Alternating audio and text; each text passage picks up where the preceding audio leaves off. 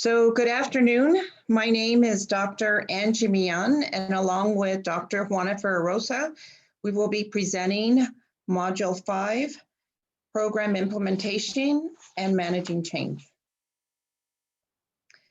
So our learning objectives today are to apply Kotter's leading change model and change principles to the mentoring program implementation process. We're going to identify the big opportunity to implementing a mentoring program for your nursing school. For the discussion today on making changes regarding a mentorship program for your school, we would like to review the Kotter's model. We know that there's many change models out there, but we want to share the Kotter's model with you. And here you see that it's introduced with the leading change model, the change processes, and network. And we're going to discuss these terms of the change process, change principles in the next coming slides. So here you see the Kotter's 8 accelerators for the change process. And here it states that we have to identify the big opportunity. The big opportunity for us is to create a mentorship program designed specifically for Latinx Hispanic nursing students. And it has the 8 change processes that we can use. And we're going to create, build, form, enlist, enable, generate, sustain, and institute. And we're going to define these in the next coming slides. So we're going to start out with the 4 change principles. And the first one is leadership management. And we all know that in order to take advantage of the opportunity, it's vital that the leadership and management be involved. Change has to be supported and started at the top for change to occur. The next principle is select few, diversify many. In this step, Kotter believes that the more people involved are needed to be able to make the change happen. This includes leaders at all levels of your organization, starting from, as we said, from the top, include the president, the vice president, the deans, the directors, and most importantly, the faculty and students. The next principle is head and heart. And here, Kotter discusses that people need to be inspired and they need to have a purpose and have a desire to be part of a larger cause. The next one is have to, want to. In this step are those who feel included in a meaningful opportunity. Kotter believes that they'll help create change in addition to their regular duties, and members will provide the energy to want to make the change. So we need everyone to participate, and hopefully they would not just have to, but want to make this change happen in their school. So here we're going to talk about creating a climate for change. And Kotter's model states that first we have to create a sense of urgency.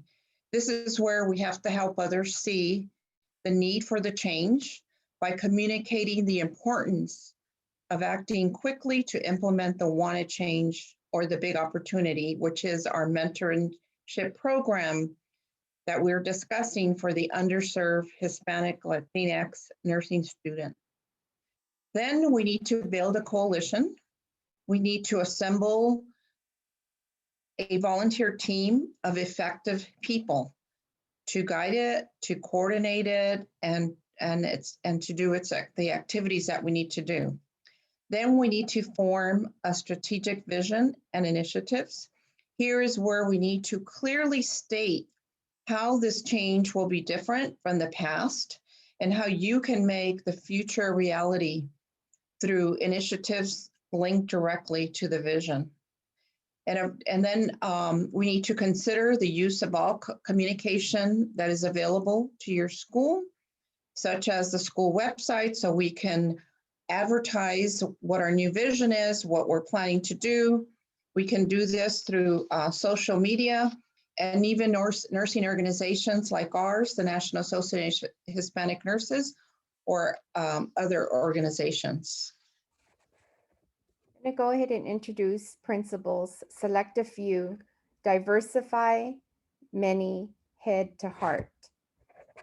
We're going to look at our organizations as a whole, and our biggest challenge is going to be to enlist a volunteer army.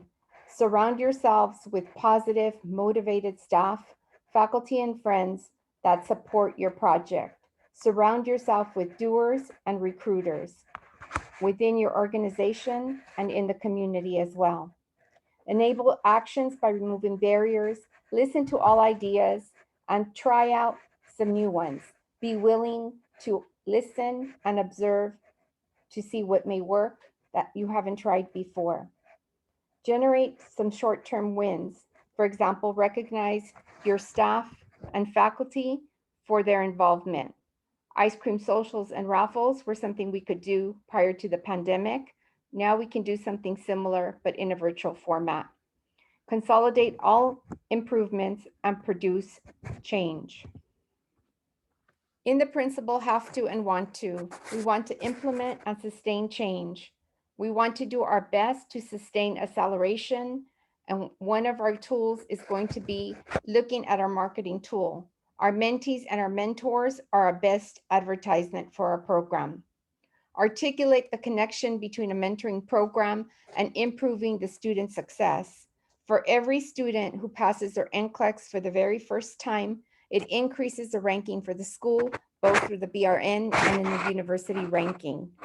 It is critical that we look at the special needs of our students, of our Hispanic and Latinx students, to ensure their success. Within our institution, we need to make changes that support our students, including having open labs, study and lab session, and we are now doing this virtually during the pandemic. And it's important because it helps our students feel connected. Let's talk about an action plan.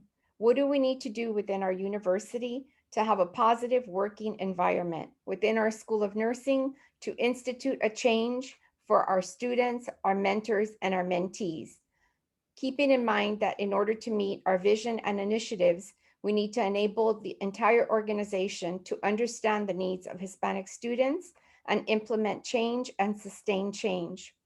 We have nursing students that are resilient nursing students. They may try, attend their meetings, be with their mentors, but find that they are not successful and they try again, whether it be repeating their study habits or whether it be developing a new habit of how to find support within their families.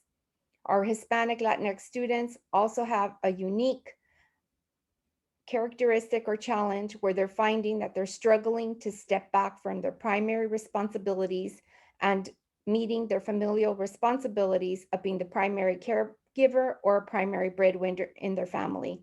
They also find that during the time that they're in nursing school, they'll be stepping away from this role and come to the realization that once they've accomplished their goal, they will be able to return to that role again.